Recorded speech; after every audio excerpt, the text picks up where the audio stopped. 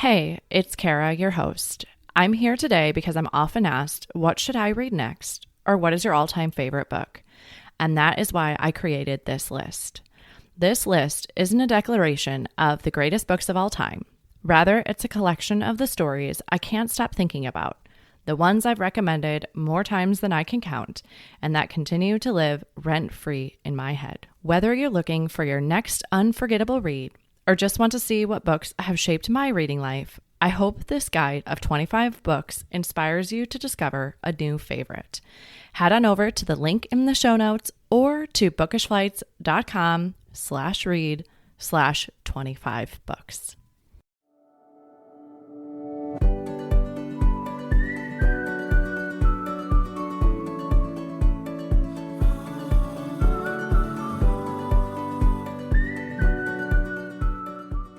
Hi, I'm Kara Infante, and this is Bookish Flights. In each episode, I chat with one bookish guest as we take some time to sample and savor the pairing recommendations from their bookish flight. We hope to give you suggestions to cultivate your TBR list and nurture your leisure time through books. In today's episode, I am chatting with Layli Hayslip.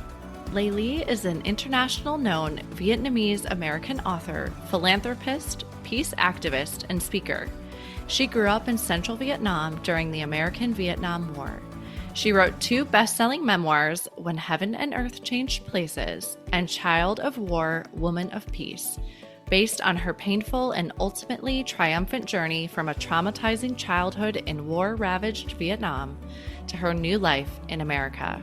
Her memoirs have been published in many different languages throughout the world.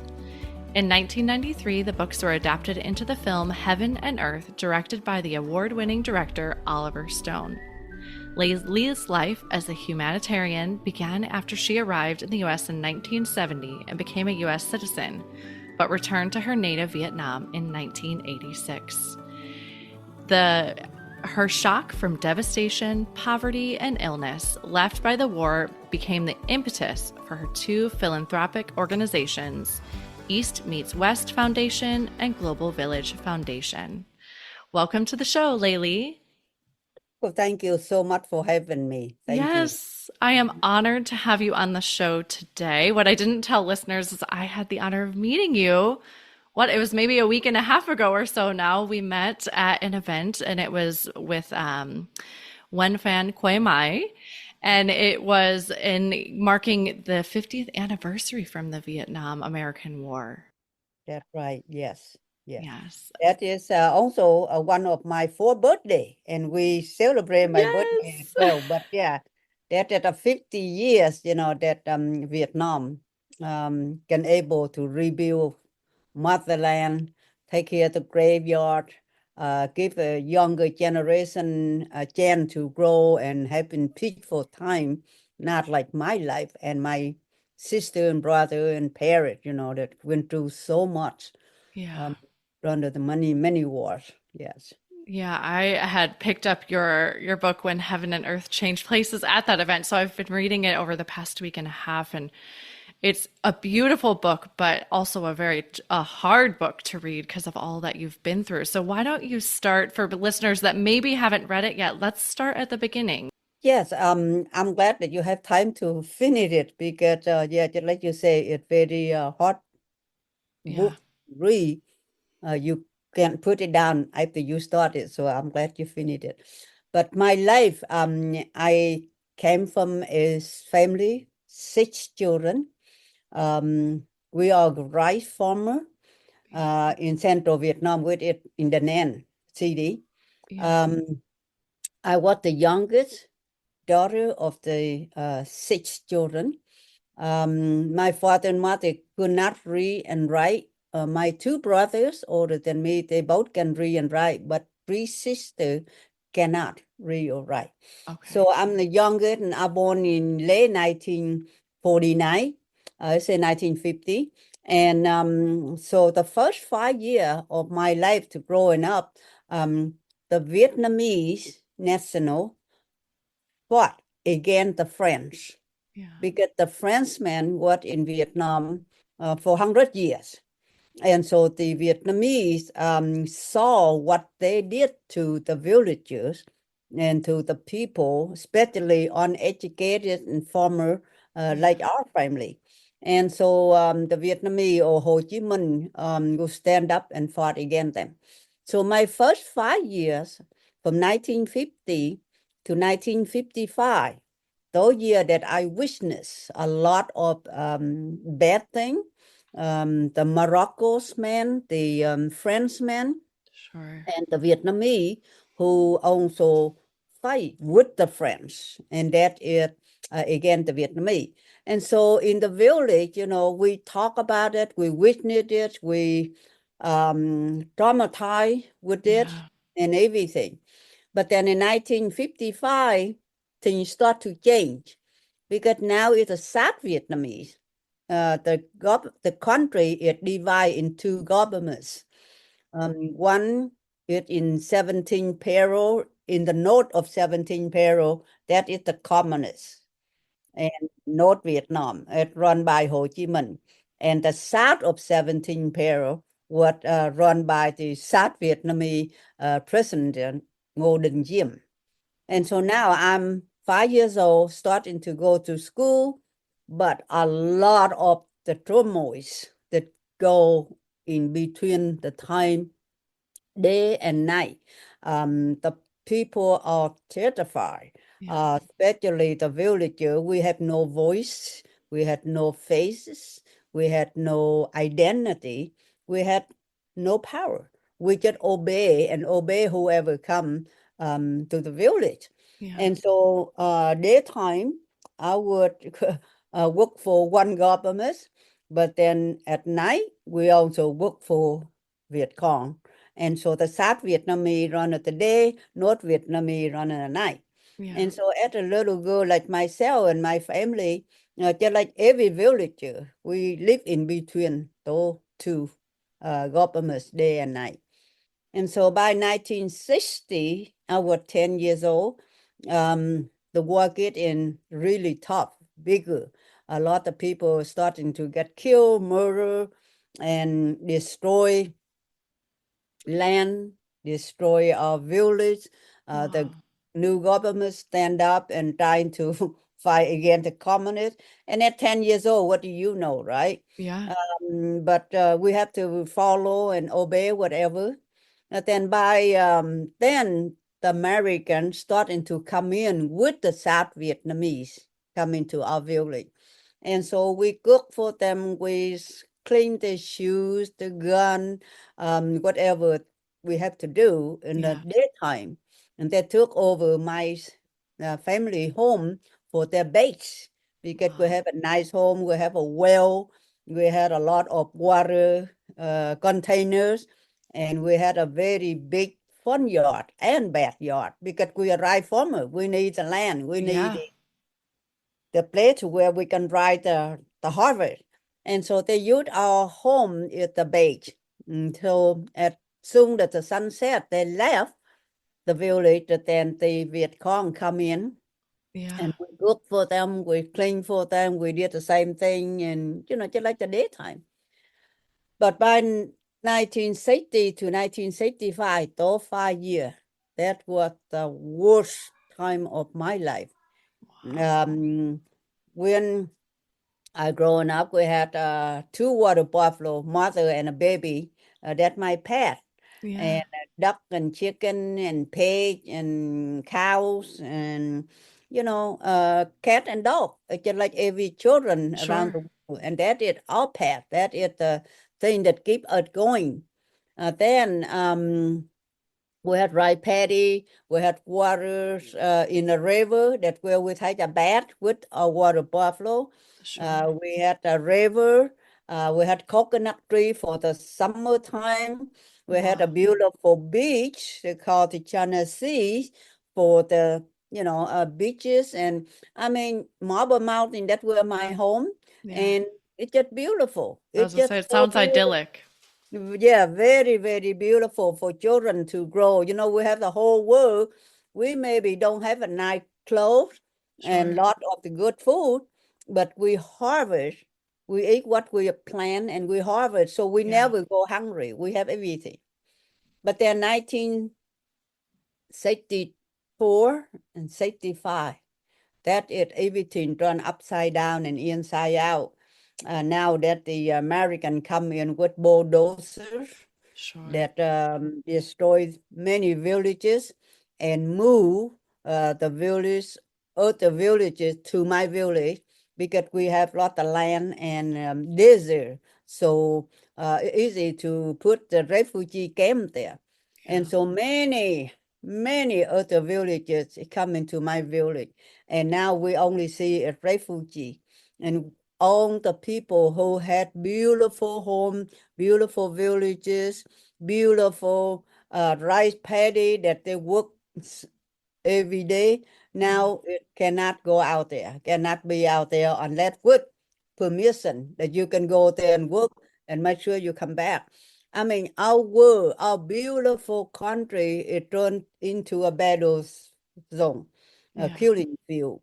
And I think that's something that Americans like that haven't gone to the war, but we can't even fathom or understand that.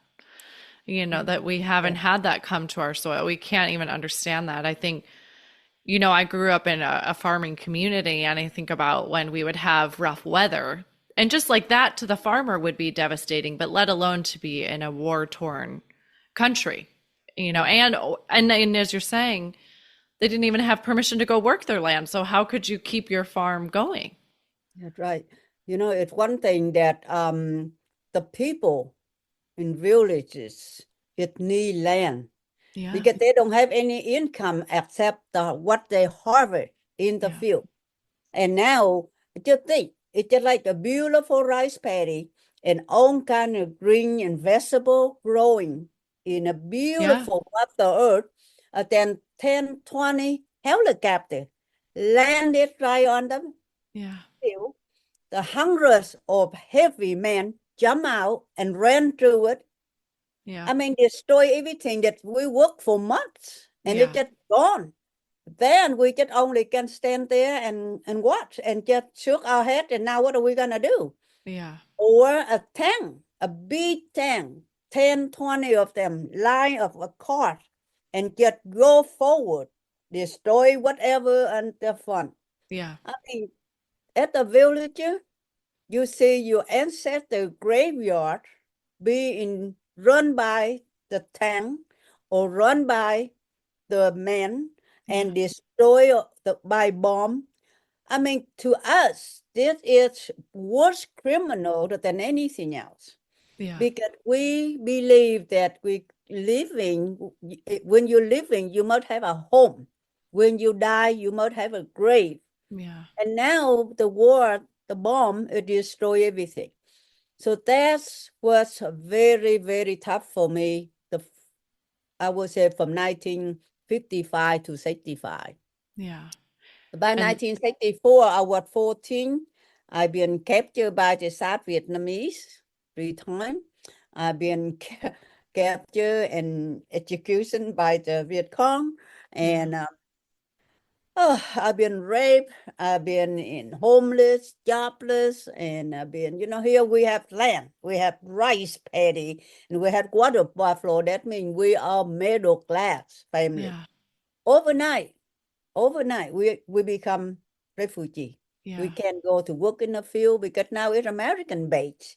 We cannot go there unless we have permission. And so I become homeless and jobless, and in city first in Da Nang, and then in Saigon. Yeah. But then by 16, I already had my first sons. Yeah. Still homeless, jobless, cannot go back to my village. So that is my childhood up to 16. Then 17, that when I, as a Vietnamese woman, when you had a child at an hour of woodlock, nobody want you, nobody marry you, nobody really pay attention to you, and especially we from the countryside. And the well-educated people in the city look down on us, and Mhm. all, it's just a war to a country, right? And so you're talking about just like now you see on the news every day the tornado went through the many city Yeah. in in Midwest. You can see what our daily life every day Yeah. like that. Okay. And so when I was 17, I start to learn how to work for American and start to trade, buy something in Vietnamese market, sell it to the American real on the front line. And that's how I make a living for my mom and for my son. Then 1969, I met my husband who from here in El Cajon. Yeah. But he's civilian, worked there, then I married him and I come here in 1970. So I was 20 years old with two Yeah. children. Yeah. Yeah, and I think I mean, obviously you had such a tumultuous childhood and that you had to grow up so quickly from that. And I'm sitting here trying to think about like, during the day, there's one side of the war in your house and then they leave and then the other side and just, like you said, we had to be faceless. We just had to kind of do and serve and how I can't even imagine like are you forming opinions? Like are you siding with one side at that time or are you just kind of staying quiet? Well, we have to be quiet. Yeah. We learned from day one that you're not allowed to talk to a stranger, but over here, talk to a stranger is a different. Yeah. There, usually the people or the South Vietnamese military, when they come to our home, they will ask, how many brothers and sisters do you have? Now, I had two brothers. It joined the Viet Minh, then later the Viet Cong. It Okay. went to North. And so that is, if they know that, our family will be taken to torture camp. Wow. And so we're not allowed to tell them how many brothers or sisters we have, but we can say, yeah, I have a brother, but he in military. Sure. And that is, or they ask, what are you doing at night? Did you see any VC or the enemy at night? And we always have to lie. We have to, we stay away from them because our parents really worry that we give out information that it's not supposed to. Yeah. And so for me to survive through that, I like to sing. And I'm the youngest, and I was 12, 13 years old. But, in the farm, you work very hard. And so you Yeah. have a nice bill and you have a wisdom because you know how to survive and you have to take care of your family and everything. And so when the military come to my house, I able to kill the chicken, cook them good dinners, Yeah. wash their laundry, and do whatever it needs to be done so that they can leave me alone, Yeah. or they're able to just don't hurt me, don't kill me. Yeah. But otherwise, if I run away or I hide it, and if they capture me, they will take me to torture camp or kill me at the spot. So many playmates it would kill Yeah. before I turned 15. Wow. The unimaginable loss. And I think too of like just your neighbors turning against one another. I think that's something that we can't, like you can't admit to brothers being in the north of Vietnam, or you can't. And if your neighbors knew, I mean, were there people that were like informants too? Would they tell? That's right. Yeah. Yeah. The informant, that is mean um, the people in the village, when they was with Viet Minh, fought against the French. And then the Frenchmen took them to prison Yeah. and they stayed there. Then they brainwashed by the Hmm. South Vietnamese government. And so when the war ends, they lose, they come back to the village, become informant for the Yeah. new government. Yeah. And that is how they can survive. That's how Yeah. they can survive. And so now they come back to our family. We know them, we call them uncles, Sure. brothers, cousin, and everybody know everybody. And so now, at a friendly, they always come and they asking about brothers, Sure. sister. but and so we run away and don't talk to them. But then our father and mother have to find a way to tell them. Yeah. And 99% those informer, the Viet Cong come and kill them first, because that is very dangerous. Yeah. They work for the CIA. Yeah. And the CIA is the one that put them out there to try to find out who the teachers, Wow. who the leaders, who the monk, who the do what, how many members in the family that went to North, how many joined the Viet Cong, how many went to South. I mean, they have everything. Yeah. And so for us, it's just like I said, those 10 years, 1955 to, I would say 60 to 70, those 10 years, it's just no way that one person or all the Vietnamese can tell the story what we went through, especially in countryside. Yeah. If you look at the map, the north is very big, the south is very big, we in the middle, very small. Yeah. One side is the mountain, another side is the sea. So we just only plant rice and harvest all green. Yeah. And that's all we asking for. Just leave us alone so that we can survive. Yeah. And We becoming can like even innocent victims of the war. get innocent. Yeah. Yeah. Because what do we know? If you can read and write, what do you know about politics? Yeah. Right? And so, to tell us which side, or can we take the side? Yes. The villager, we take the side. How can we give and protect our graveyard? Yeah. That's number one. The temples, churches, the families altar, where we can worship and harvest the rice and offer to heaven and earth. We can get the fish in a pond so we can make an offer. Yeah. I mean, all those things to us, very, very important. That is Yeah. life. Yeah. Now, if anybody, especially the French, the Japanese, American, the South, come in and destroy that, we fight. Yeah. That is the human nature. That is the way the village see it. Sure. And that is why we stand up and we fought. But from our point of view, we fought against the outsider. Yeah. Who are they that they come and rape our women and torture our men and burn down our house and destroy our village and take everything and burn it up. Yeah. And while we're starving. And that is what we're fighting for. We don't know what's right or wrong. We just know that what for our family we have to keep. That is simple. Yeah. Yeah. So, listeners, if you want to learn more about this story and all of that, you can go pick up When Heaven and Earth Changed Places. Now, let's talk about, because you're doing so much work today to try to reconcile the two sides between the Vietnamese and the Americans. Can you talk about your work today that you're doing? Yeah. Then I came here in 1970. Yeah. Then by 1986, I've been widowed twice, and I had Wow. 3 sons.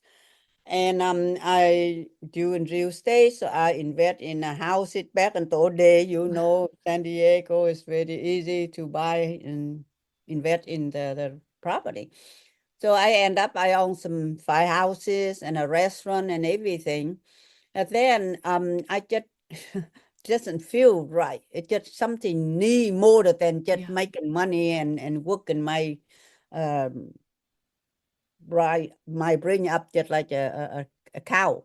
And so I want to go back to Vietnam to see my mom. She was 70 years old by that time. And how can I go to Vietnam when Vietnam is a communist country and the US is the capital of this, and just two country, nobody talk to anybody, no diplomat, no relationship, and embargoes by the United States government against communists of Vietnam. Yeah. So for Vietnamese in Vietnam, they try so hard to get out Sure. at boat people to come to United States. And here I'm going opposite way, with it impossible, everybody say. Yeah. But I found my way, and I went in 1986 first to Saigon, then to Da Nang, and I was shocked. I mean, I left Vietnam, even though a war, but in Vietnamese, we have food. We can able to buy and trade, we can exchange, we can work and make a living and all that. But when the embargoes from you or by United States, people starving, they have nothing.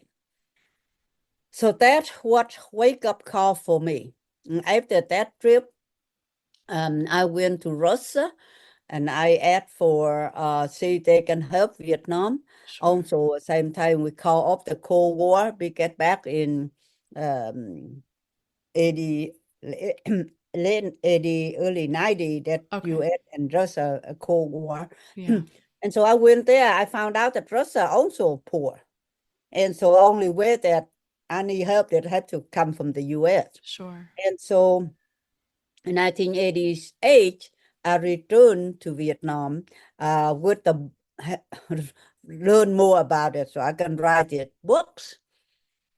And so I joined a group with the U.S. Vietnam veterans called the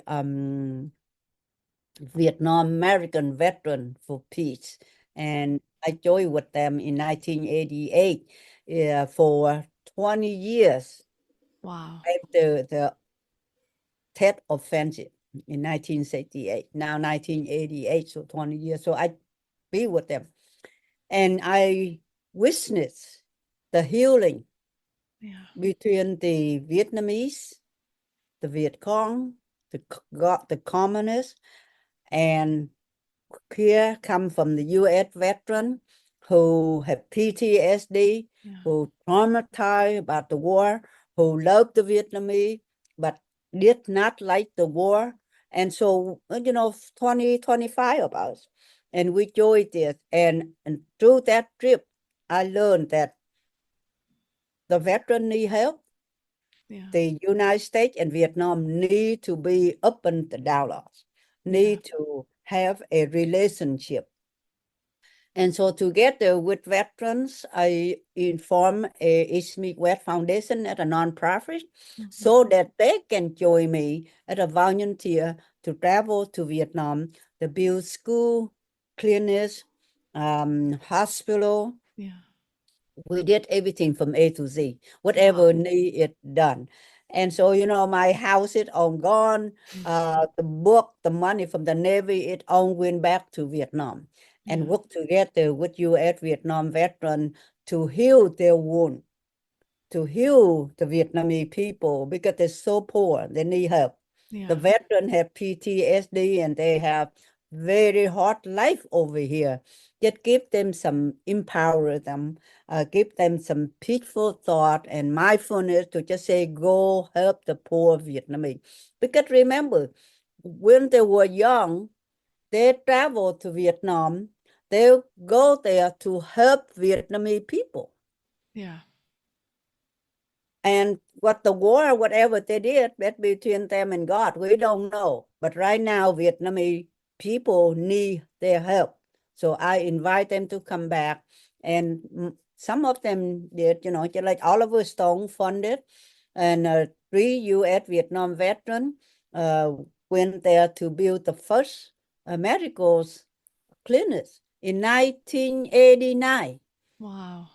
Okay, and so that is kind of thing. Since then, from 1988 to now, it all I did, I volunteer and work side by side with the veteran, with their family, and just to bring Vietnam and U.S. together as it today with many other helping hands, and we make it happen. Yeah, that's amazing because sometimes these problems can seem so big and it's like, how can we step in and help? And it's incredible what at that time in 1988, like you said, as you just and how it's blossomed in now 30 plus years, what you've been able to do. But I think sometimes when the problem seems so big, we kind of just step away. Like, I don't even know how I could help.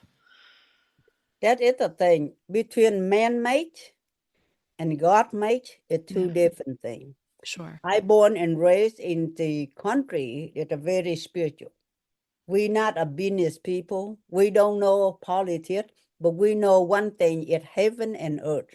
And we live in between. And as a daughter of heaven and earth, just like the whole world, we have to take care of our brother and sister. We have to give ourselves to those who did not have. Every Bible and every preacher will say the same thing. So when I have a chance to do that, I just open my heart up and walk into unknowing. Yeah. But I believe that heaven and earth will lead me, will help me with the books than a movie. And so many people saw that and they say, yeah, we can help you. And that is why Vietnam at it today. And so if man-made, we can change. Nothing we can change in the past. But in the future, if each of us can stand up, change the world, we will change the world. Yeah. That is, we have in power in ourselves to do so. But, you know, everybody, of course, especially over here, busy, the family and mortgage and insurance and all that stuff, we have to go with that. So it's a little different. But when I just, you know, find a way and say that, you know, that it doesn't matter too much. I need to help my people to get out of poverty. Yeah. And save some life because they had nothing. And that is when I just say, okay, I just do it. Yeah. And so many others follow me, especially the veteran and their family. Yeah. I think even today, right? And I can't imagine back in the late 80s, but PTSD just not being addressed at all. And I still feel like it's an issue that we don't know how to address and properly, kind of help them and provide the assistance. I mean, but to your point, open your heart, take the step forward of just, you know, keep moving forward. We can't change the past. Right. Yeah, because, you know, the wound is just so deep within them, the veteran. I had 3 sons and I had 2 grandsons. You imagine, take them from Los Angeles or San Diego and put them in jungle, life and death and fighting and the bombing and the enemy and the fighting. I mean, it's just a million years that you can imagine what they went through. I was there. I witnessed. I saw. I fall in love with them, married to them, come home and see how their life over here. And as a Vietnamese, I have to thinking about both sides. Yeah. How can I bring them together with healing and with helpful for humanity?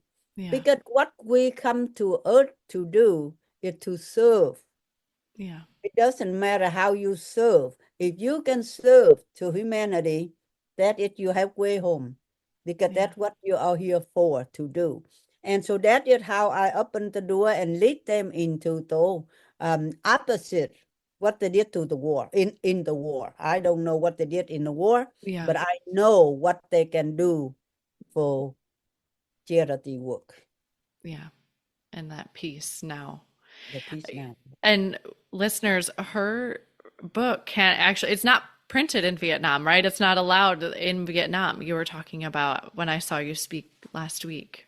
Yes, even though now the book release was in May 1989, and up to now it's still not allowed to print it in Vietnam unless I change or cut and all that. And so I'm just too busy to thinking about that. So it's not printed in Vietnam. And so Heaven and Earth movie is not even show in publicly in Vietnam either. And here the Vietnamese here thought that it a book or the movie is propaganda for the North Vietnam or for the communists, which it communists not accept. And people here, the younger generation, yes, now they read the book, they travel to Vietnam, they educate themselves well, and they understood.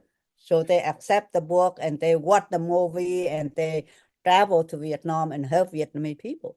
But my generation back then, it's very hard for them because, they come from the South. They're not agree with the note that, come in 1975. So Vietnam, even though Vietnamese we still not reunited Yeah. or working in a peaceful time like we should have.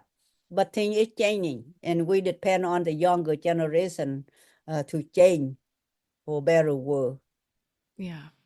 Yeah. And if you took all that stuff out, it wouldn't be your story. And I think it helps tell both sides of it too. So, Yeah, see, that's the thing, because if in military, if he write a book, he will talk about his job, his duty, and sure. what he believe, and how he look at himself, a point of view.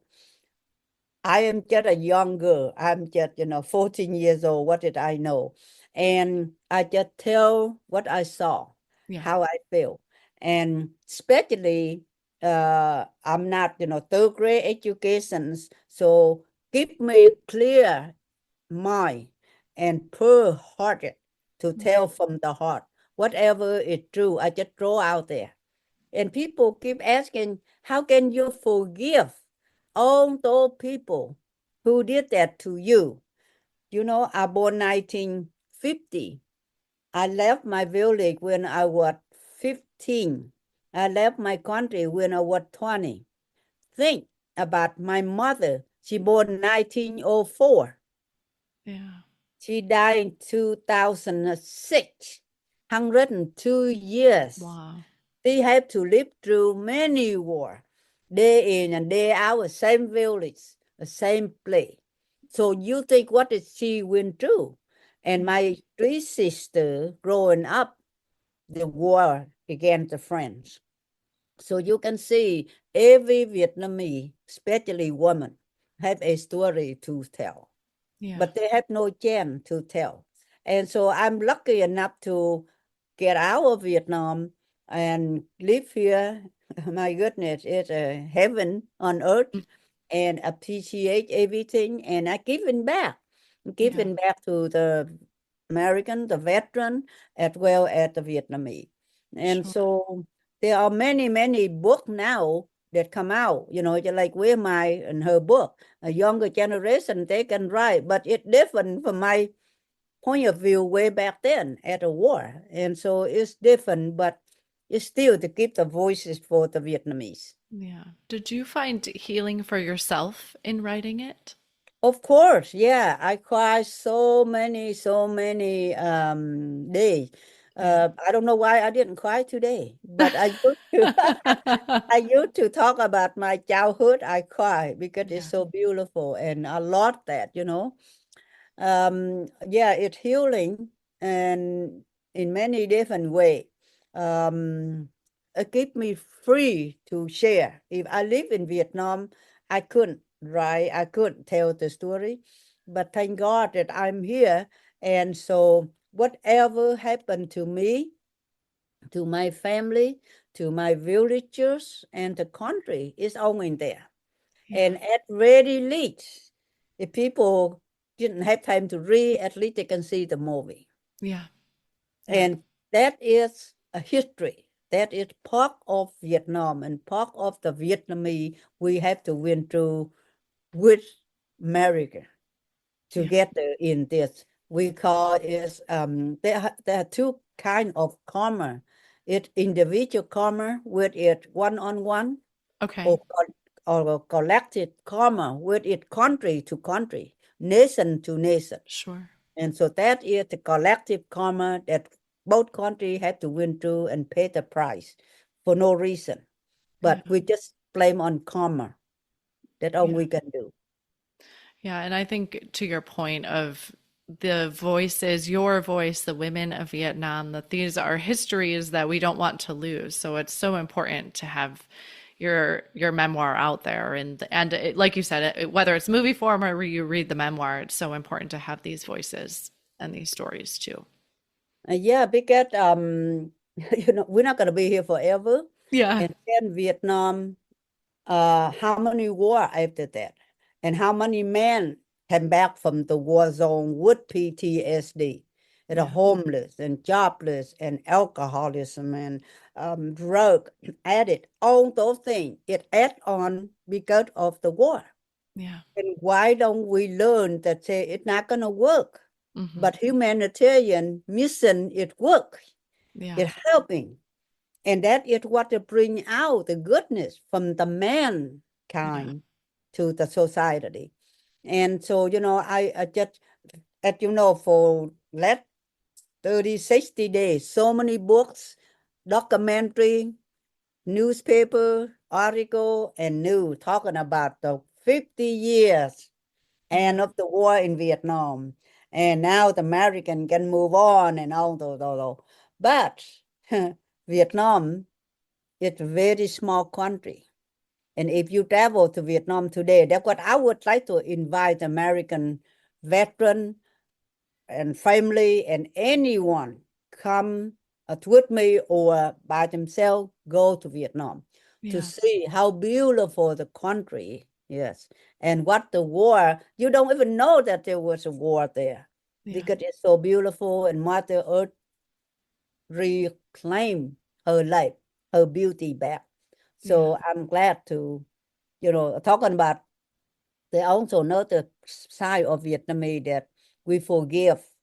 We don't forget, but we forgive and move on because that's where we are. And very friendly people opened up their arms for the veteran, for their family, just like a long lost brother. And that is what welcomed the American veteran and the family to come to visit.